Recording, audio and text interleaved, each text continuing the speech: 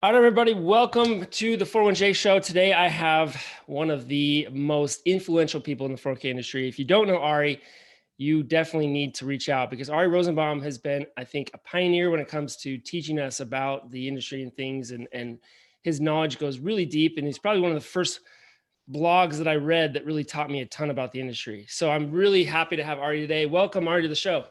Thank you for having me.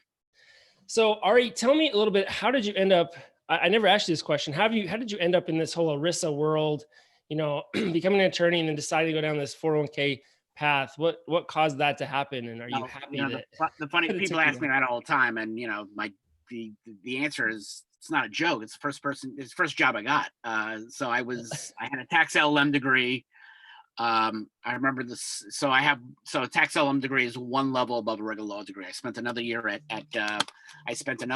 at Boston University for a tax LLM degree, and um, after that, I still couldn't find the job. That was my luck, I guess, at that time. And you know, I took the California bar for kicks that summer. I took a California bar exam for fun. That's my kind of fun. So I took that, and after that, I found the job offering. It was a TPA firm wanting an ERISA attorney, and it was paying $35,000. And that's how I started. It was a firm that was moving from the city to Syosset, Long Island, and that's how I started. Working for a company that was at that time called Mobius Tech, which eventually got bought out by CBiz Retirement Services Inc. And that's how I started. And then after that, that company, I went work for another TPA, and then a couple of years working for law firms, which is probably the most frustrating couple of years of my career. Not a lot of fun. They didn't understand what I was trying to do. I wanted to start a national ERISA practice, work with advisors. I thought that, one of the firms that I was at trying to build a business, we were, at that time, a very well-known Long Island law firm. So I thought, we had partners with business, clients who were businesses in Long Island. They could, sell my services, and that didn't really work out. So I said, how am I going to get clients?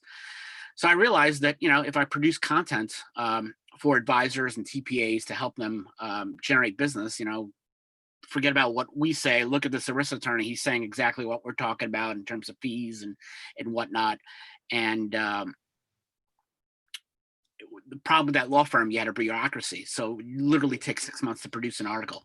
You had to get like 3 levels of partners, and it just wasn't working out. So 10 and a half years ago, I went on my own. And struggling for a while until I met. They were good friends at the beginning, the Alfred brothers, who produced that website, dealing with 401k disclosures. And they said, you know what, Ary, why don't you just go on the LinkedIn chat groups, post away, write articles, and that's how you generate interest. And that's how it really started. But 10 years ago, the business was a lot different.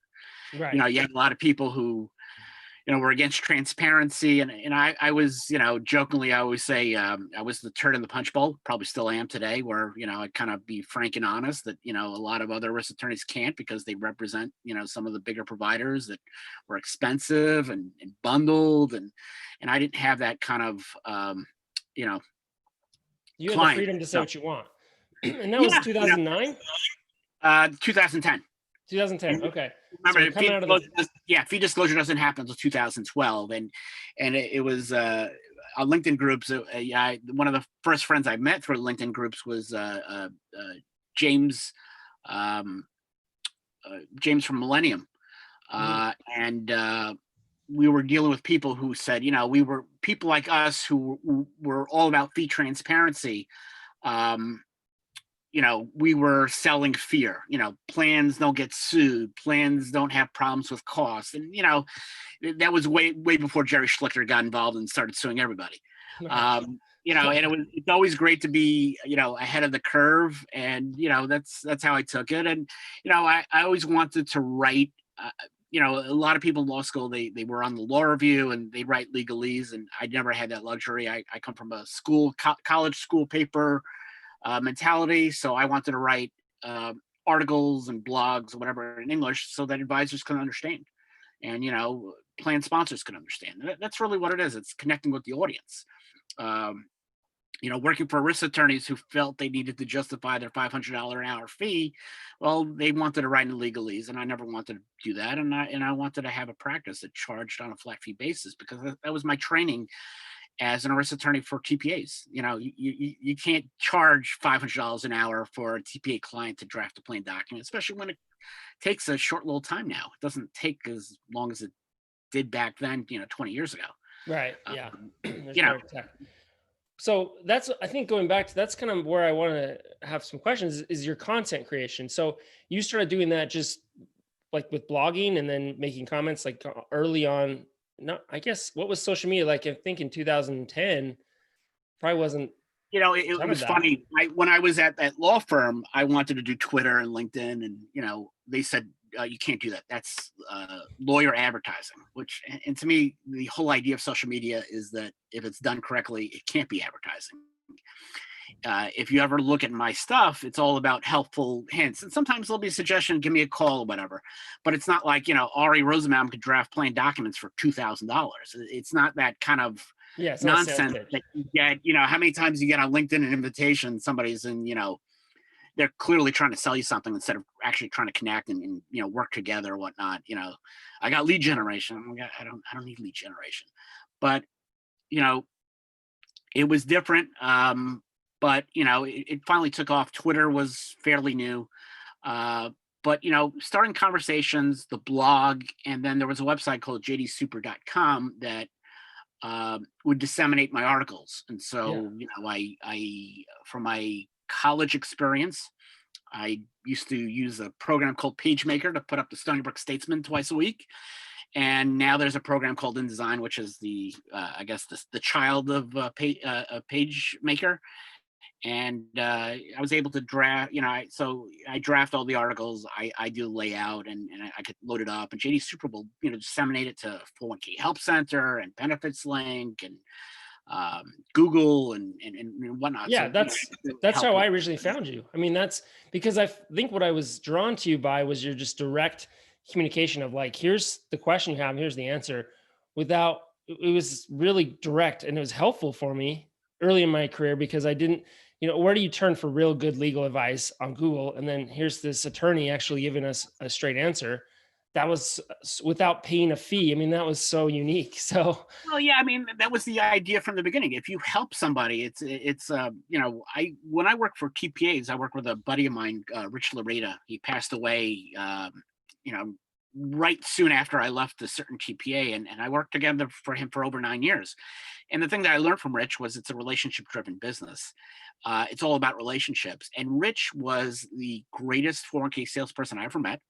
And my joke about Rich was he couldn't spell 401k if you gave him the 4, the O, the 1, and the K. And he knew that. Uh, he would bring me in on sales meetings. And that kind of experience helped me. And, it's funny, some of my best friends in this business, Bill Shories, who's the head DCIO nationally for Invesco now. That's somebody I met through Rich Larita. You've been to my event in Los Angeles, and Larry Davis is the guy who brings in all my athlete appearances. Well, Larry Davis is a guy that I met through Rich. So it's a relationship driven business. If you help people out, they will remember that. I have a mantra in life: don't be an a-hole. I don't want to curse the program, but I use the curse. I'm from Brooklyn, and you think about so much in your life, some of the people that help you along the way, but you always remember the people who were not nice, and they were not nice for no reason at all. It's just, right. I'm amazed sometimes by that. And I never wanted to be that person. I never wanted, somebody to say, oh, Ary Rosenbaum, he's a backstabber, he's this, he's that. It's a relationship driven business. You do right by people, and they will eventually do right by you. And most of the time, sometimes, people take advantage, but it's few and far between. Yeah. And I think that's what's been so great about watching your transition to doing, getting through COVID and all these changes, because your conferences were really fascinating. I think really a fun event. I went to two of them, one in Colorado, one in California. And what I found was it was like different from any other conference I've been to, mainly because it was so easy to connect with everybody there because they're kind of smaller, and they're a way that you can actually talk to everybody. And I found that super valuable. And now you've had a transition to virtual. So tell me, how did that whole, I mean, the whole that 401k conference, that virtual 401k conference, how did that all come to be? Because I love the branding. I love the fact that you wrap in sports. As you know, I wrap in what I love to do. I think that really adds to the brand and to the value. Where It did that thought makes come you from? stand out. Yeah, it makes you stand out. I mean, how did it start? Okay, how did it start? It started a few years ago. I will say it was at Napa. I was in Napa in Vegas, and you see this like big, giant exhibit hall. Yeah. And one person in particular, I talked to them. They were a friend of mine. They were working for a fund company at the time, and they were telling me that their little exhibit thing was like $100,000. And I thought that was a lot of money, especially because with like exhibit halls and conferences, you can't guarantee that every advisor who signed up for this event shows up at these things. Yeah. And at that time in my career, I don't know for what reason I wasn't getting invited to the big national events anymore. Again, when you're the turd in the punch bowl, I don't know. The running joke was they were inviting the same three ERISA attorneys. Yeah. I can And see that. so, That's yeah, common. yeah, that's common. It's always, one or two. Actually, I think it's down to two it's two or three, It's a small whatever it was. network. I mean, if you think about it, the 401k world is tiny, Yeah, so and it's incredible. you out of three they always pick. At most you probably have 10 that you could have called. So anyway, that was, I want to say it's 17 maybe. And then I was just toying with the idea about starting my own event. And so I talked to that fellow who was working for the fund company. I was talking to another fellow who was a TPA in Long Island, and I said, "Oh, why don't I just try to do a local event?" Originally, I was going to do I thought of Comic-Con in San Diego as the idea. Yeah. And they're like, "Nah, don't make it a con, make it a conference." And I said, "What's my favorite thing that I love?" And it was baseball. So June 18, we had the first one at Citi Field, my home stadium. Had Doc Gooden. And it was interesting, that first one, because the first one you always see what, I always like when you think about things, what worked and what didn't. And I remember that first event, what worked and what didn't. When Larry tells everybody during somebody's presentation that Doc Gooden is here, that wasn't a good idea. So we've never done that again. Poor Dan Venturi, that was his presentation, who's a good buddy of mine. Half the people leave the room. But you see what works and see what doesn't. And along the way we had these events, and the last one was we tried a national event in March in Disney World. The event ended on Wednesday, and by Sunday we had this little thing called COVID closed down the entire park. That then they were closed for, I guess, another 4 or 5 months. Half the people no showed because of COVID.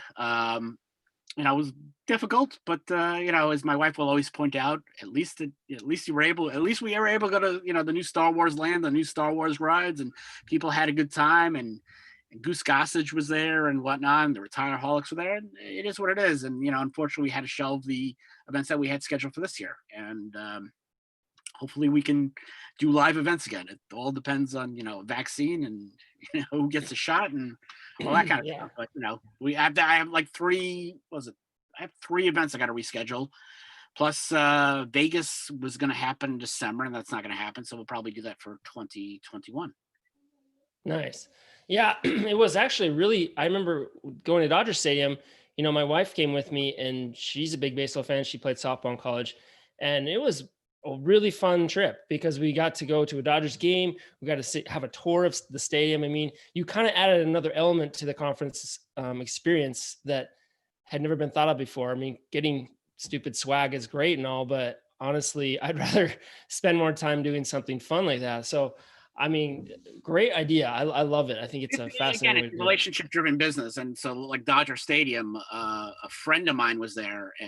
She's on Sirius XM Radio, Lisa Ann, and she actually took video from the event. So if you ever want to see, she took a video of the tour and all that kind of stuff, which was a lot of fun. But that it's creating memories. It's George Costanza on Seinfeld. He had that time where he was dating somebody, and he stole something from the woman, and Costanza, it creates like a memory. And so Yeah. like my events are like, okay, it's a great memory. Meeting Steve Garvey, that was a lot of fun, and the tours are a lot of fun. And it's just like creating relationships, creating memories. Have I gotten business out of it? Absolutely. Would I love it? I'm a kind of a perfectionist when it comes to these events. You have 20 people, I wanted 40 or 50. And even if I got 40 or 50, would have wanted 100. So that's always, you're always trying to strive, and you're not, I'm just the person who's never satisfied. But a lot of these events were fun. They were all fun in some way or another. Yeah. Tropicana Field was a dump, but we had Wade Boggs on it, so you got to take the good with the bad, as I say. And so you've been a huge sports fan. I mean, baseball's your favorite, but you've collected, I mean, you have right behind you like a ton of jerseys, right? That's kind of been your one of your big I guess hobbies in life, right? As far as Yeah, big into jerseys. So it's very funny. When I was in law school, I was taking moot court, which is first year student. Your moot court, where you argue a fake case and a bunch of fake judges. There you have other law yeah, student judges. right. And I came in with wearing a Flintstones tie because back in those days, you go to Marshall's and you get like a $10 cartoon tie. And I always had interesting ties until I got married, and my wife made sure that I ditched those Flintstone ties. And I remember being there, and it was a second year law student, and he was just like, talking about my tie. And I'm like, I mean, this is what you're going to focus on. So, when I started my own practice, I'm like, I'll get dressed up for a meeting, and that's it. I mean, and then, you could buy Mitchell Ness jerseys and wear it all the time. And that's what you kind of become, known for. Even in my town, they say something derogatory about me because of my famous, because of my views, they'll always bring up the jerseys. Okay, they're the worst things to bring up. I got a collection of like 150. I don't even know. I can't even count. And a lot of these, they don't make them anymore. And of course, I got into Mitchell Ness after it became fashionable. Like 10 years after the fashion ended. It was a Yeah. big deal back 15 years ago. Not so much anymore. But it's a lot of fun, and collecting cards and all that stuff. Keeps you busy, I guess. Keeps you Nice. interested. I love it. I love it. So, because I do the same thing. I mean, with 401 Jake and the club, I'm bringing together advisors, and it's been, I wrap in what I love. And I think that's important for people to understand. Like, you don't need to necessarily have to have your personal life, all your hobbies you love, and your professional 401 career separate. Like, you can merge the two, and I think have a lot of fun with it. And it drives better relationships. It makes But you more memorable. it allows you to stand out. Yeah. Again, I always thought that was the big deal. It's like, people sometimes they stand out for the wrong reasons. Kind of like akin to like lighting your hair on fire. Mhm. I wanted to stand out because I just wanted to be different. And listen, there are a lot of great attorneys over there. I just didn't want to be that one who had the fancy office, so I had to bill, and overbill, and that was the situation. Working for these law firms, they were more interested in how many hours I billed a month and whether I had quality relationships with clients and help them and whatnot. And it is what it is. But being on my own, I only have to answer to my wife. And when you have a low overhead, your flat fee billing is kind of easy, and that's it. I love it. So tell me a little bit. You've got you have a conference today, and then you have the big national one in January, which I'm going to be a part of, as well as a bunch of other big names like the Retireholics.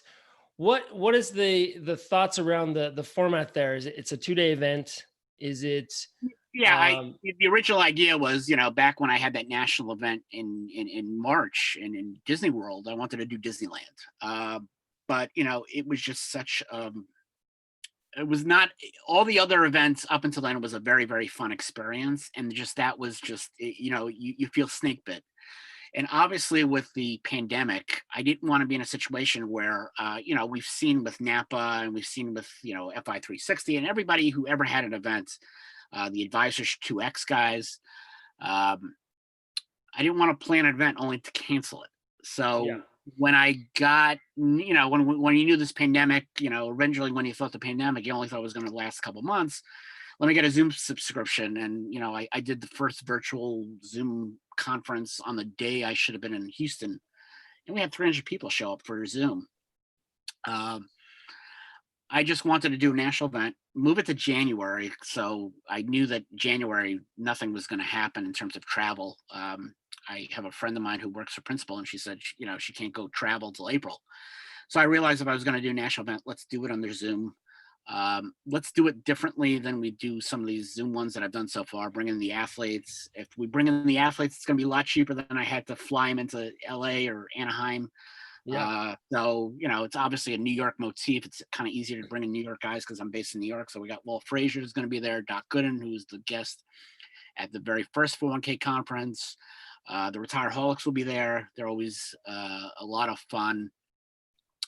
Congressman Raskin from Maryland, who's an interesting character because he's a Democrat from Maryland and he was my law school associate dean. So Wow. it's kind of funny to meet somebody who was a very good friend of mine when I was at law school. He became a congressman, and he'll be with us probably talking about what's going to go on with Washington for that year. And my buddy Ron Nearing, who was Ted Cruz's spokesperson in 2016, he'll be speaking. And we got a lot of Sherry Fitz will be there with marketing. You'll be there. A lot of good presenters, FPS Trust, Mass Mutual. It'll be a lot of, we're obviously going to talk about, pooled employer plans that everybody likes to talk about. Yeah, I was going to say that. Do you think that's going to be the hottest topic of the event? I mean, obviously, I JD think has strong January. feelings towards that. Yeah, January, is right when the law goes into play. I just looked at the new form that popped up yesterday that you could start filing on November 25th. Yeah, it's an interest. It's a hot topic. We laugh about it. I've written so many articles about it. It's an interesting topic. I don't think it's going to catch on the way people. It's a lot of hype. Yeah. I think a lot of people will try it, and almost all of them are going to fail doing it because they won't achieve the amount of amount of assets they need to make it worthwhile. Right. And a lot of people are going to market it on a cost savings, and the cost savings are not going to be there. Exactly it. And I haven't been asked by a single client or prospect about it, so I don't know where this buzz is coming from. The buzz is self-created by the providers that want to offer one. Has a client ever come to me? Most clients don't even know what a pooled employer plan is. It's hogwash. And it was funny. Mike Webb, who everybody knows from Kamek because he's a big player online, he posted an article yesterday from, I guess it was Investment News or whatnot, where somebody predicted that pooled employer plans are going to get people to get rid of single employer plans. And I'm like, that's going to be 5 years from now. That article is going to be a cold take. Because it's, listen, I was in this industry when everybody said, the people who are critics of fee disclosure, because of fee disclosure, plan sponsors are going to terminate their 401k plans. I mean, it was absurd when people said that, and that never happened. They say the same thing about a fiduciary rule. When the old rule, the Obama administration rule, the people are going to terminate their plan. No, they're not. They're not. And for most plans, I will say a PEP is probably more money. Yeah, I would agree. It's going to be a big market. I'm in an interesting situation because I've got an association in Idaho. We don't have a MEP. We're not looking to do a PEP, even though I had a lot of people reach out and try to push me that direction. It doesn't make sense because our association is a bunch of physicians and I want to take them down the path of getting a cash balance plan. And I don't see a way that a cash balance plan is going to operate very efficiently with a PEP. So I have no interest in tying up a plan in a PEP when I want to get them. I talked to Dan Kravitz probably a year ago already about, setting up a MEP cash balance. It doesn't work. It just doesn't work. I mean, theoretically, as a, they're hard enough without being connected to other plans, other companies. Yeah, I mean, it just doesn't really work out. You can do like a master trust, but that's not a MEP. That's just pooling assets. So, right. I mean, it doesn't really work out. And, the problem with it is a lot of people want to go in. And, if they don't play their cards right, they're going to cannibalize their own business. They're going to push plans into PEPs where they don't belong, and they're going to undercut themselves because they're undercutting their prices. And that's the problem. And I think a lot of them are going to market it on cost savings where there aren't any. Until a plan reaches a large enough size, there is no cost savings versus a small, versus a single employer plan. Yeah. If they want to sell it as some sort of fiduciary delegation, service, well, yeah, maybe that'll work. But with like fear of like, hey, we're going to take all this risk off your plate when we're not really, but we're going to show it like we kind of are. Right. You know what I mean? Like, yeah, it doesn't work. And I have a MEP as well. And so I get it. But the problem is the reason I'm okay with this map is that it's with a PEO, and so all the payroll services are run by the Right. PEO. That to me is a benefit for the employer. They're a small employer. They don't have to worry about it because someone that already is connected into the map can do all that work. So I don't know. We'll see how it fizzles out slowly, I You think, got, over you got the time. large providers, and I don't want to mention names, but some of these large providers, they were very expensive for maps, and now they're going to have PEPs, and it's just, it's more hype than anything else. Yeah. Tell me what other things you see coming into the market or hope that happen that you think will be innovative that advisors or wholesalers should kind of pay attention to. What are anything that you're aware of that we should watch out? Well, obviously we're going to have a change. Despite what people may say, there's going to be a new president on January 20th. That's what it really looks like. Yeah. I assume that the fiduciary rule is going to be withdrawn. They're going to try to come up with something tougher. That ESG proposal, well, the ESG rule where they don't want plan sponsors to offer ESG funds, that's going to get eliminated. It's going to take some work to kill that rule because it's already in place. But those are, we always need to understand that how much politics is involved in the 401k industry because, it's obviously Congress passing bills that become into laws when the president signed it. So politics is such a big part of our industry. It's always interesting to see what's going on. I mean, I remember back in the, I don't write much on proposed legislation or what candidates do because candidates can say whatever they want, but the political realities make it impossible. So, for example, Biden had there was somewhere along the lines where the Biden camp had a proposal that they would get rid of tax deferrals in terms of instead they would offer tax credits. I mean, that's not going to happen. The Trump administration tried to tinker with the salary deferrals and try to make it Roth only, and the industry fought back, and he didn't have the political capital to get it through. And Biden won't either. He's still probably going to deal with a Republican Senate and a more Republican Congress, where the Democrats have a very slim majority. He's not going to get as much done as he wants. In terms of what advisors could be doing, I mean, obviously PEPs, again, that's sort of the thing that everybody talks about. But, advisors compared to 10 years ago, I think get it when they didn't get it maybe 10 years ago. They realize, their role and, dealing with costs and administration. I think that advisors are a lot smarter than they were 10 years ago. Social media and all these websites and all these lawsuits have gotten advisors to realize their role. Back in the old days, I grew up when it was all about, brokers and what was the 12B1 trail for the funds. That's all they cared about. How do I get paid? They realize that that's not the model that they can go out anymore. In this business, you're going to still see a lot more consolidation. That's always a concern. But for some people who see consolidation as a bad thing, I think for a lot of providers that are smaller, that could be a good thing. Larger providers all of a sudden decide there are parts of the business they no longer want to service.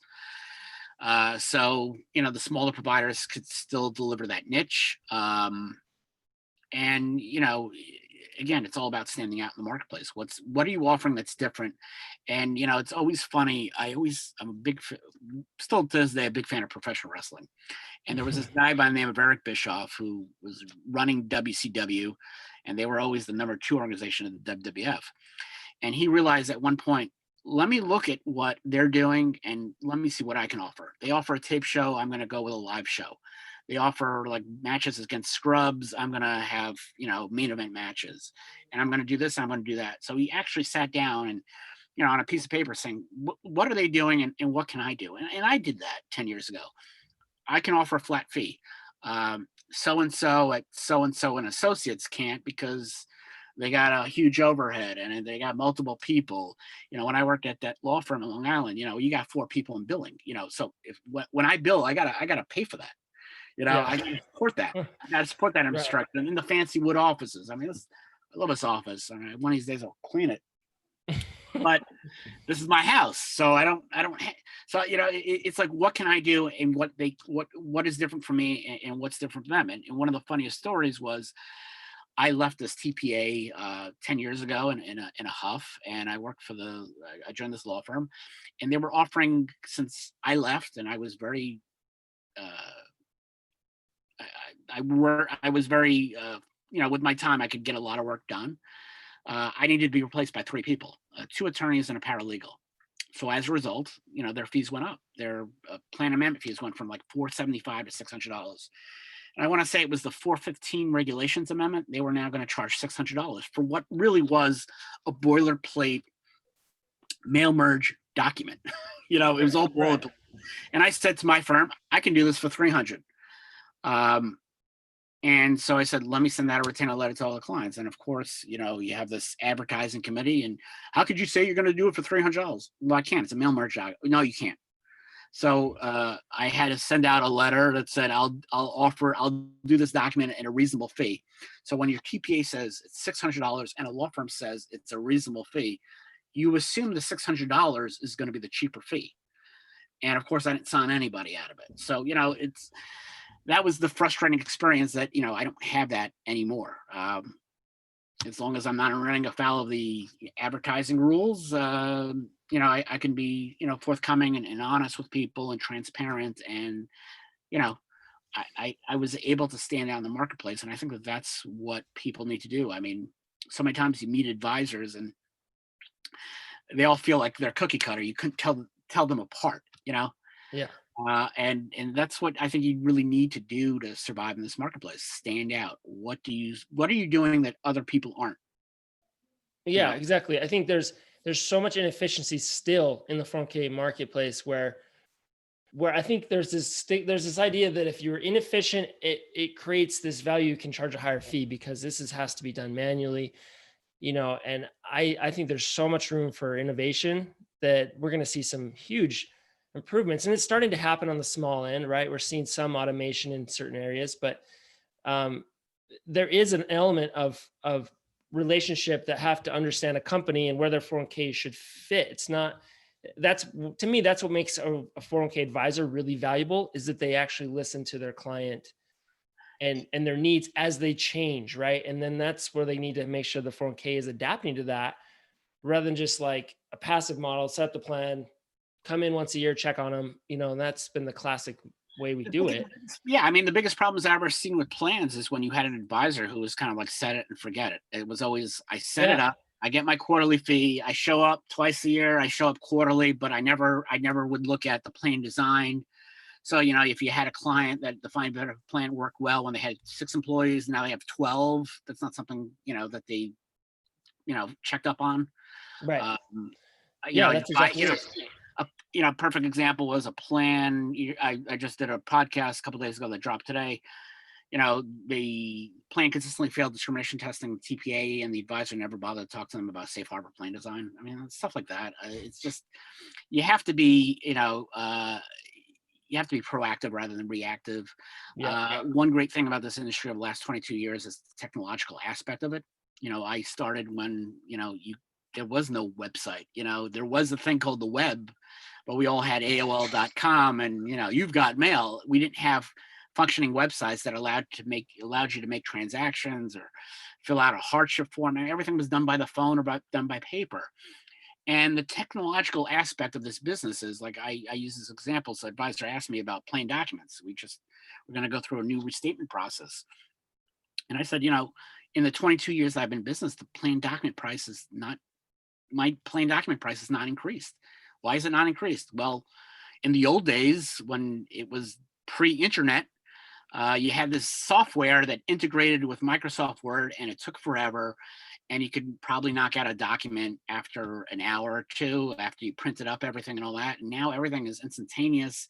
You go through the checklist, boom, they email it to you, and then you just email it to the client back. So I don't have to go to Staples anymore and get ripped off to print up plain documents. They could simply, in a PDF, they have a copy of it, they could sign it, send me one back, and it's beautiful.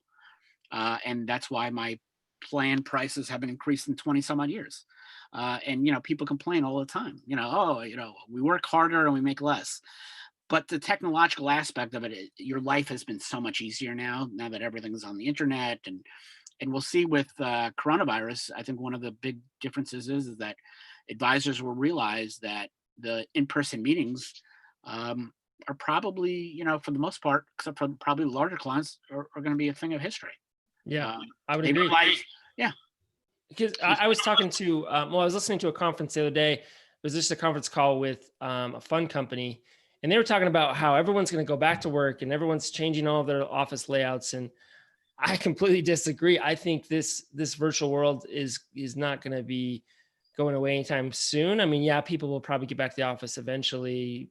Some people still have to go there for certain things, but connecting with them about their 401k is not something that's going to be done one-on-one, face-to-face at scale. I don't think anytime soon. You don't need it because it's one of those things where it's like Zoom works. Yeah, people are And used to it now. People yeah, are ready to do it. Zoom works, and I used to work at a TPA shop, and there were a couple of administrators who were working from home back in those days, and you knew they weren't. Yeah, I mean, and I worked in a time where you could not connect. It was almost impossible to connect at work. Now everything's so easy, but they work from home. I worked from home a couple of times. Did I do really work from home? That's a whole nother. Now we know that people can work from home, and their employers can check up on them, and the employers are going to say, oh, why do I really need that square footage? Why do I need 10,000 square feet or maybe 5,000? And why do I have to be in New York City downtown? I could go to go somewhere else. I could go out of state. It's so much cheaper. Put a home office somewhere else. Everybody else can telecommute. I'm going to save so much money.